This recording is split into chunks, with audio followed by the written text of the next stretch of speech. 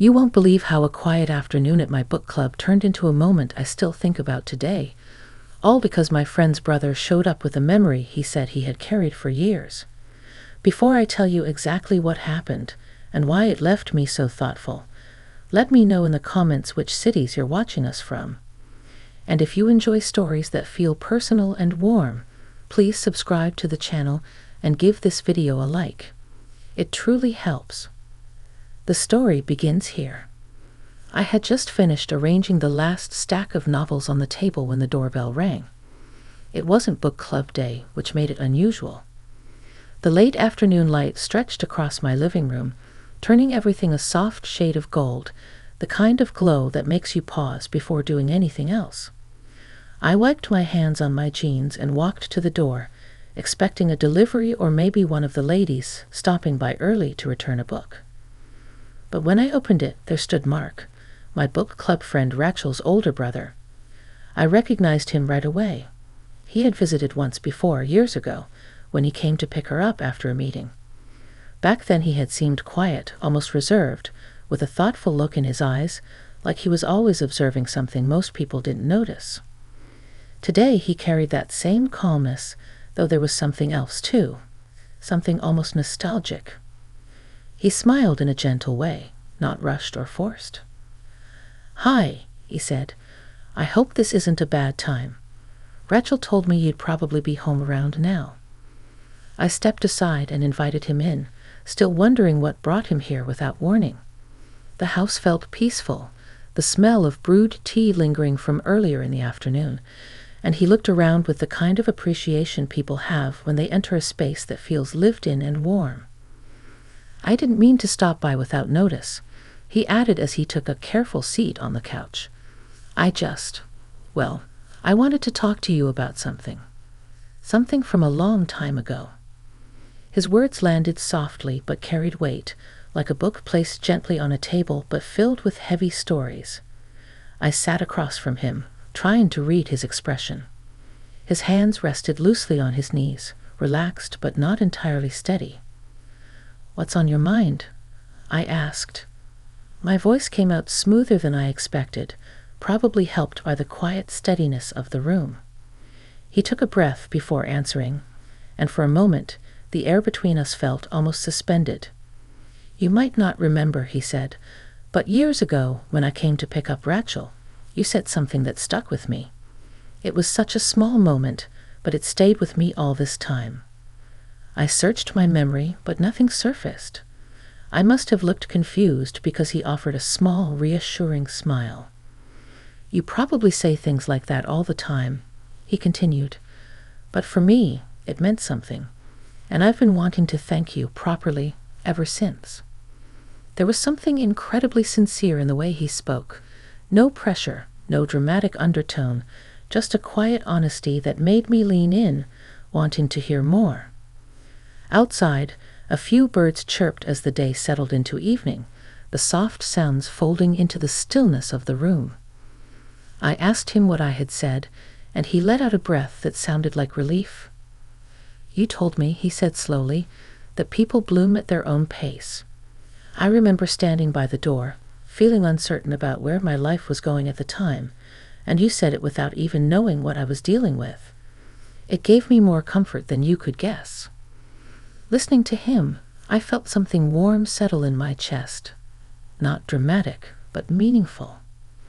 I never imagined a passing comment would become part of someone's private memory, much less something they'd carry for years. Mark looked around my living room again, almost as if the memory itself was filling the space. "I guess I just wanted you to know," he said. "Some things stay with people longer than you think." His voice carried a kind of calm gratitude that felt almost tangible. And as I watched him sitting there, in the soft fading light, I realized this unexpected visit was opening a door to something I didn't yet understand, something about connection, timing, and the quiet ways people influence each other without ever realizing it. I didn't know then how much this simple conversation would lead to, or how the days ahead would shape my thoughts in ways I couldn't have predicted. All I knew was that an ordinary afternoon had shifted, just slightly, into something meaningful. and that was only the beginning. The evening deepened as Mark and I continued talking, the warm golden light slowly fading into the softer shades of early dusk. I turned on a small lamp beside the couch, casting a gentle glow across the room.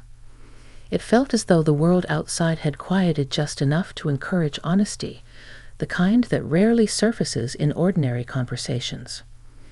Mark sat with an ease that surprised me. Not relaxed in a careless way, but calm in a thoughtful, respectful way, as if he had been waiting for the right moment to let parts of himself be seen. I found myself studying him for a second, not in a curious or searching way, but simply noticing how he carried himself, how time had lined his face gently rather than harshly. "You know," I said, "I never imagined that small comment meant anything to you. I'm glad it helped, even if I didn't realize it at the time." He nodded, his eyes briefly drifting toward the window, as if replaying something in his mind. It came at a point when I really needed it. I was trying to figure out whether the choices I had made were leading anywhere, and I kept comparing myself to everyone around me. You telling me that I would bloom at my own pace, it eased something I didn't know how to ease myself. I felt a small tug at my heart hearing that, maybe because I knew exactly what he meant.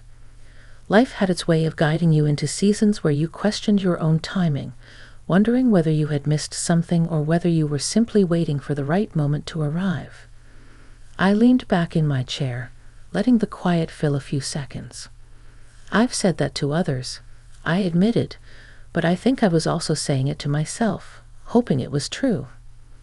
He gave me a warm, knowing look, the kind shared between two people who recognize the weight of years and experiences behind simple sentences. We talked for a while about ordinary things, Rachel's habit of reading 3 books at once, the way our book club always ended up discussing everyone's lives far more than the novels, and the strange comfort of routines that somehow grounded us. Mark laughed softly a few times, and I realized I hadn't heard his laughter up close before. It had a steady, genuine sound that made the room feel fuller in a comforting way. At one point, he noticed the framed photographs on the shelf behind me. "You've kept your home just the way I remember," he said. "It still feels peaceful." "I try," I answered. "It's easier to think clearly when the space feels settled." He hesitated a moment before adding, "You've always had that calmness about you." The compliment wasn't said lightly or in a way meant to impress. It was simply offered as truth, and because of that, it settled more deeply than most words like it. I wasn't sure how to respond at first. After all, calm wasn't always something I felt inside, even if I managed to project it outward. But hearing him say it made me appreciate the parts of myself I often overlooked. A quiet pause followed, not uncomfortable but thoughtful. Then Mark shifted forward slightly, his hands resting together. "Can I tell you the rest of the memory?" he asked. "Of course," I said. He nodded, gathering his thoughts. "That day, when I was standing by your front door, you handed me a book Rachel had borrowed.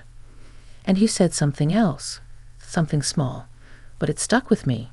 You told me that people don't always see their own progress until someone points it out." I blinked, surprised again. "I said that too?" "You did. And I think it was the first time in a long while that someone had looked at me and seen more than the uncertainty I felt." His voice softened as he spoke, not emotional in a dramatic sense, but in a clear, grounded way that carried sincerity. I felt something shift in the room, not in a romantic sense or anything out of bounds, but more like a deeper connection settling into place. "I never forgot it," he finished. "It became a sort of marker in my life, a moment I went back to when I doubted myself." The weight of his words lingered between us. I felt honored, humbled even that something I had spoken without much thought had made such a lasting impression. Sometimes life reminded us, gently, that we affect others more than we realize. Outside, the early evening had darkened into the first hints of night. The sound of a car passing on the street drifted in, and a soft breeze brushed against the window. The house felt wrapped in a quiet warmth, as though time had slowed enough for us to truly see each other as we were in that moment. I finally asked, "What made you decide to come today and tell me all this?" Mark smiled in a way that seemed both thoughtful and slightly vulnerable. "I've been meaning to for a while. But today, I don't know. Today felt right. I guess I realized that some things shouldn't be carried alone forever. Sometimes you have to share them with the person who unknowingly gave them to you." His words stayed with me. They held a kind of understanding I hadn't expected, not just about him, but about myself too. I felt a gentle awareness settle into me, like the first quiet step toward something I hadn't yet named. And as the evening wrapped us in its soft, steady glow, I realized that this unexpected visit was slowly shaping into something neither of us had anticipated. A sense of something unfolding, not rushed, not dramatic, simply real. Night had settled fully by the time Mark and I realized how long we'd been talking. The lamp cast soft circles of light across the living room, while the rest of the house rested in dim, quiet shadows. It wasn't often that I found myself sharing such an unrushed evening with someone I didn't usually see. There was a comforting sense of presence in the air, as though time had gently slowed down for the two of us. I stood up to make a pot of fresh tea, partly because the first one had long gone cold, and partly because I needed a moment to gather my thoughts after everything he'd shared. As I moved around the kitchen, I could feel the lingering weight of our conversation, not heavy in a burdensome way, but in a meaningful one. His visit had stirred something quiet inside me, something reflective. When I returned with 2 steaming cups, Mark accepted his with a small nod of thanks. He held it carefully, letting the warmth settle into his hands before taking a sip. "You know," he said thoughtfully, "it's strange how life circles back sometimes. I didn't expect today to feel like this." "Like what?" I asked, settling into my chair again. He smiled gently. "Comfortable. Familiar. Like something I didn't realize I missed." His words caught me slightly off guard, though they felt sincere, grounded in appreciation rather than anything deeper or out of bounds. Still, they warmed the room in a quiet way. I felt a small, almost nostalgic tug in my chest. "I know what you mean," I admitted. "It's rare to have conversations that feel this steady. Most days are filled with noise or distractions." Mark nodded slowly. "I think that's part of why I came. I wanted to reconnect with something that felt genuine." We sat in silence for a moment, sipping our tea. The quiet between us was easy, not forced.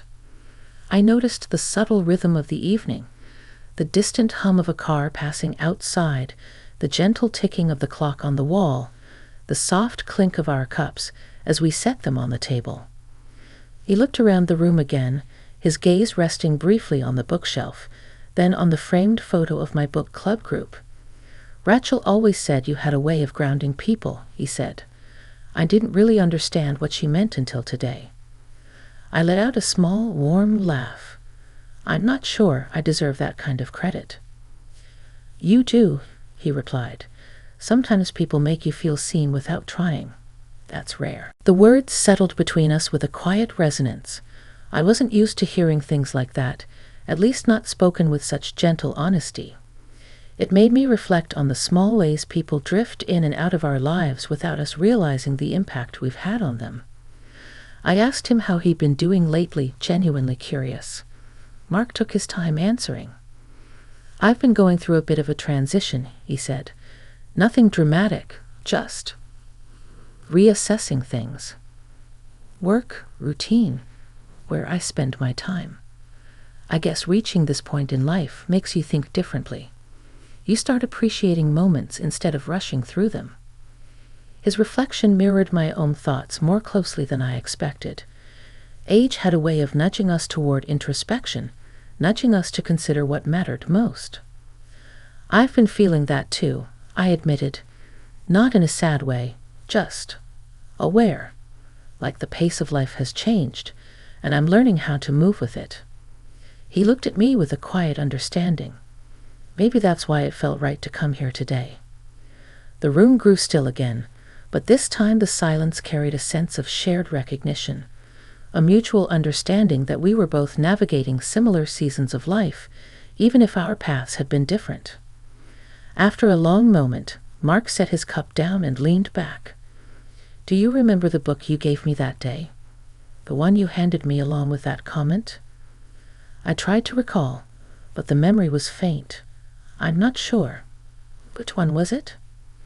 He smiled, his eyes softening. "A collection of essays about finding purpose in small daily moments.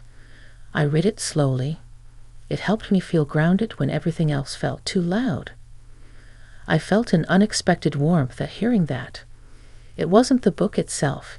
It was knowing that something from my home, something I had chosen without intention, had guided him during a difficult time. "That book stayed with me for years," he continued. "When things felt unclear, I'd pick it up and flip to a random page. Somehow, it always offered something steady." The way he spoke made me feel something shift gently inside. Not a dramatic realization, but a soft, appreciative awareness of the threads that connect people, even through simple gestures like lending a book or offering a thoughtful sentence. For a moment, we both sat quietly, letting that thought settle. Then he surprised me with a question I didn't expect. "Do you ever wonder," he asked softly, "why certain people cross our paths at certain times?" His voice carried no pressure, only contemplation. I breathed in slowly, considering my answer. "I do," I said, "more and more these days. I think sometimes people show up to remind us of things we've forgotten about ourselves, or to help us see something we didn't know we needed to see." Mark looked at me for a long, reflective moment. "Maybe that's what's happening right now." The words lingered, gentle but purposeful, like a turning page. And as the evening settled deeper around us, I realized that his unexpected visit was becoming something I would remember, not for any dramatic moment, but for the quiet, steady awakening it stirred within me. Something was unfolding, slowly and respectfully, and I could feel it leading us toward a moment of deeper clarity neither of us had reached yet. The night had grown quiet enough that I could hear the soft hum of the refrigerator in the kitchen and the occasional rustle of leaves outside. Mark and I had settled into a peaceful stillness, both of us aware that the evening was gradually reaching its natural end, yet neither of us seemed quite ready to let it go. He rested his hands together, looking thoughtful. "I didn't expect to say so much tonight," he admitted with a small, almost shy smile. "I hope I didn't overwhelm you." "Not at all," I'd assured him. "It's rare to have a conversation that feels honest on its own. I'm glad you felt comfortable enough to share it." He nodded, his expression warm. I didn't realize how much I needed to revisit that memory until I actually said it out loud. It felt freeing, in a way. I understood exactly what he meant. Sometimes the things we carry quietly become heavier than we intend, and speaking them aloud can lighten something inside us, not by removing the memory, but by honoring it. Mark glanced around my living room again, the soft lamplight reflecting gently in his eyes. "This place hasn't changed much," he said. "It's comforting. I think that's part of why I kept thinking about coming back." I smiled. "It's just home. Nothing special." "It is special," he said calmly. "Not because of the furniture or the lighting, because of the way it feels. Some spaces make you breathe differently." Something in his voice carried a sincerity that touched me more than I expected, and not in a romantic or dramatic sense, just in the way a meaningful connection often surprises us, especially later in life, when we think we've already learned most of what there is to learn. We talked a little longer about simple things, the book stacked on my coffee table, how Rachel was doing, how quickly the seasons were changing. His voice carried a steady warmth that contrasted with the cool night outside. The house felt safe, held in a soft glow that made every moment feel intentionally placed. After a while, Mark rested his elbows on his knees and exhaled slowly. "Can I tell you one more thing?" he asked. "Of course," I said. He paused, gathering his thoughts. When I remembered that old moment, the things you said back then, it made me think about how we sometimes underestimate the influence we have on others. You didn't know I was struggling that day. You didn't know I needed reassurance, but you gave it anyway, without planning, without judgment. That meant something to me. His appreciation was genuine, quiet, and respectful. It wasn't about flattery or creating some emotional intensity. It was simply gratitude offered from one person to another in a way that felt grounded and sincere. I let his words sink in. I think we all help people without realizing it, I said, just by being ourselves sometimes. Maybe so, he replied, but I wanted you to know that you helped me more than you knew. And I suppose I also wanted to come here today to remind you that you've made a difference. There was something deeply touching about hearing that, especially at this stage in life, when we sometimes wonder whether the things we've done mattered as much as we hoped they did. The room grew quiet again, but this time the silence felt like a soft embrace, filled with understanding rather than uncertainty.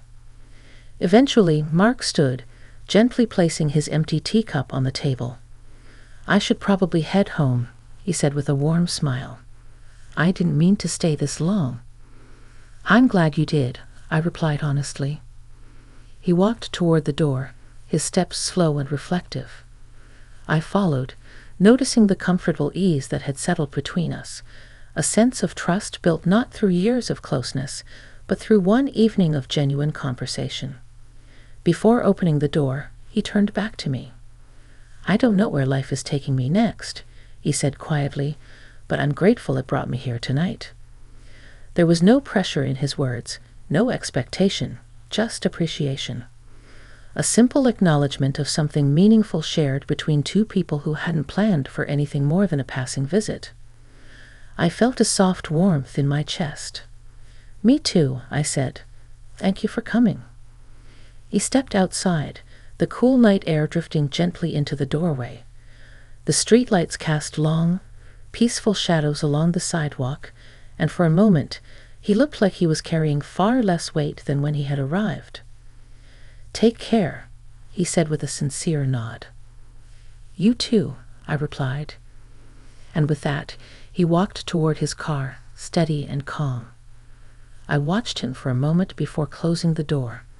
The house settled into its quiet again, but it felt different now, filled with a sense of reflection, connection, and quiet growth.